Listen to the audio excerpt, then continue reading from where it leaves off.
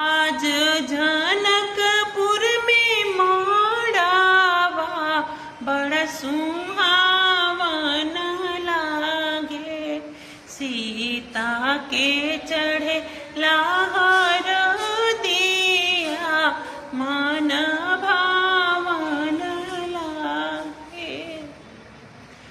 हरा हरा बसव कटवले जनक पापा, घर में सुने न माई के बाजेला सुर हो बाजा।